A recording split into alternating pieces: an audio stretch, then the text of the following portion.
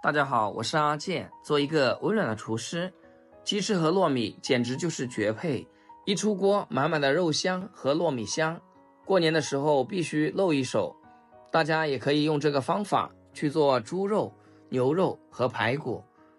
做这道菜的糯米一定要提前浸泡4小时以上，像这样一捏就能捏碎了就可以了，不然这个糯米是蒸不透的。我一般都会提前泡好。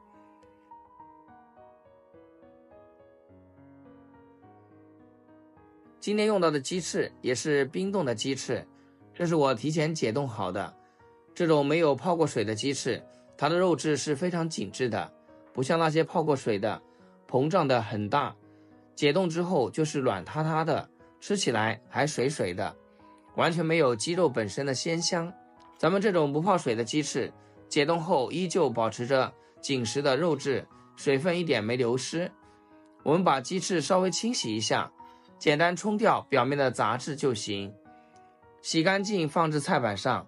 接下来鸡翅打一下花刀，两面都划上花刀，深度不用太深，刚好碰到骨头就可以，这样更方便入味。全部处理好，装入大碗中，准备开始腌制。这一步可是鸡翅入味的关键，先加少许生抽，给鸡翅打底味，多挤一点蚝油，蚝油能让鸡翅的鲜味更上一层楼。适量的胡椒粉，进一步压住鸡翅的腥味，少许五香粉，增添复合香味，一勺食盐，激发鸡肉本身的鲜香。切好的姜蒜末全部加进来，戴上一次性手套，用我发财的小手抓拌均匀。抓拌的时候可以稍微用点力，给鸡翅按摩几下，让每一块鸡翅都能均匀地裹上调料的味道。完全抓拌均匀后，放一旁腌制2小时，这样才能让鸡翅彻底的入味。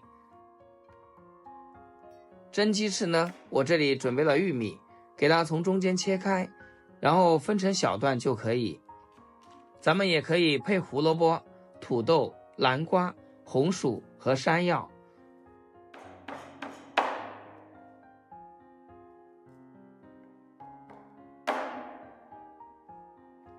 时间到，鸡翅腌好了，看颜色就能看出它已经腌到位了。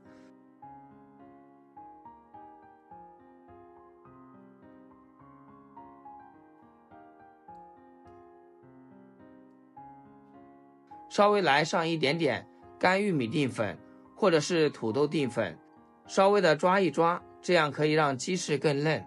等一会儿就可以更好的裹上糯米。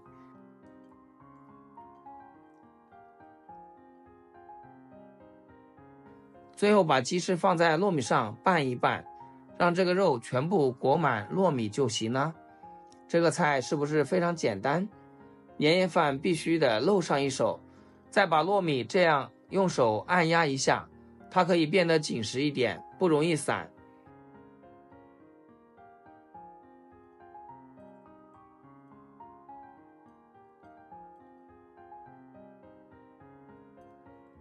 一个鸡翅加一块玉米，摆出一个漂亮的造型。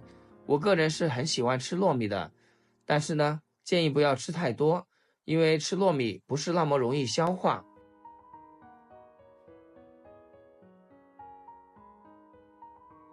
这个菜呢，在年夜饭上面也是非常有寓意的，叫金玉满堂。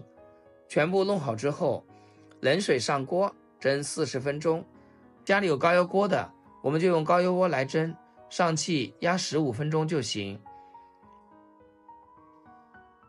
时间到了，打开盖子，哇，真的是满屋飘香。鸡翅蒜香，浓郁不冲鼻，肉质嫩滑多汁，轻轻一咬就脱骨，没有油炸的油腻，只有蒜香加肉香，汁水裹着米香在嘴里散开，老人孩子都好嚼。